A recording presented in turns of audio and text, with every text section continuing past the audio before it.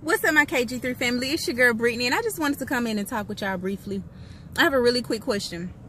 Most of you have about 500 to 5,000 friends, whether they follow you via Facebook, Instagram, Snapchat, whatever it may be. And I'm pretty sure each and every one of you have fallen into hardships. You've experienced rape, abuse, molestation, narcissistic men, whatever it may be. And out of all those 500 to 5,000 friends, how many of them can you actually depend on? When you're down and you're out, when you're in your mental state where you're depressed or you feel alone, how many of them can you actually call and depend on? So why are you living for them?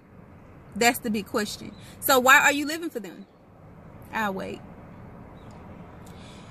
What I realize is that most people are living up to a standard that Facebook set. Facebook states that you're supposed to be happy all the time. Your relationship can't experience any hardships. Instagram makes you feel like you gotta have designer clothing, or you gotta look or dress a certain kind of way in order to be popular. And that's just not realistic. I know several people who have thousands of dollars in their bank account, and they get 20 to 30 likes on a picture. I know people who sit up and worry day in and day out about what someone else is doing in their relationship, whether or not their relationship failed or whether it's successful, and they're not in one themselves. They can't find anyone to love, never have, doesn't know what it feels like to actually be head over heels for someone, but they spend their time day in and day out judging. Oh, well, she made a post, or she's posting pictures again. That means, you know, she's single again. Or here he go, he posted a picture by himself, he's not with this lady anymore. Who cares? And why is that your business? Y'all spend too much time worried about other people's lives.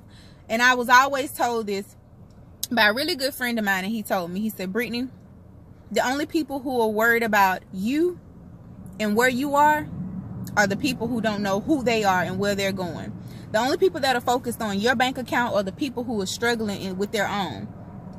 And that's true.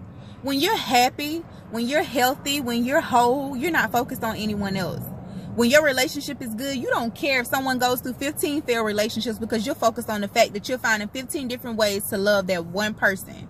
When your bank account is good, you're not worried about if this person can afford this or if they can't afford that. Because you're focused on your own success. You're focused on your own bank account. I have friends who are close to me that are in healthy marriages. They're not worried about who's failing on Facebook or who's not making it, or who man cheated on them and who did this and did that. At the end of the day, stop living for people. Stop worrying about other people. You hold yourself stagnant. You prevent yourself from growing in life by worrying about other people. When you're focused 100% on yourself, you don't have time to worry about anyone else. At this point in life, I don't care who's not making it. I don't care whose relationship is not going well, whose marriage is failing. I don't care. I'm too busy focusing on my own. I don't care whose bank account is not where it needs to be. I'm too busy focused on my own. At this point, it's tunnel vision, and a lot of you need to get it. You spend too much time worried about things. You're minding the business that does not pay you.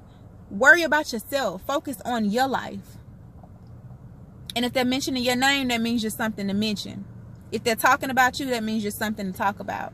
If people are worried about you, don't you worry yourself worried about what they think of you. What people think of you is none of your business. And that's where I'm at in life. So y'all, regardless of what you're going through, regardless of what you're dealing with, quit living for these people on Facebook. It's okay to tell the world some of your struggles and the things you're going through. Sometimes the situations that you face or you've been through, you are going through them for the glory of God. It has absolutely nothing to do with you. It has absolutely nothing to do with you. I used to be one of those people who asked the question, you know, Lord, why me? Why do I keep going through this? Why not? Why not? He chose you because there are people that are attached to you. There are people who watch you daily. There are people who follow you, that are connected to you, who love you. They need you to experience what you're experiencing, because he knows that you'll have the strength. You'll have the willpower to get through it. Your story is for his glory. It doesn't matter what you're experiencing, whether it be rape, whether it be molestation, whether it be financial hardships, whether you're battling any disease, whatever it is. Don't be afraid to tell people your story. You're experiencing what you're experiencing for a reason. And as I always tell y'all, regardless of how bad it is, no matter how tough it seems or how tough it seems like it can get, keep going. Keep growing. And y'all keep glowing. As I tell y'all all the time, KG3 is not just a movement, it's a lifestyle. Get into it.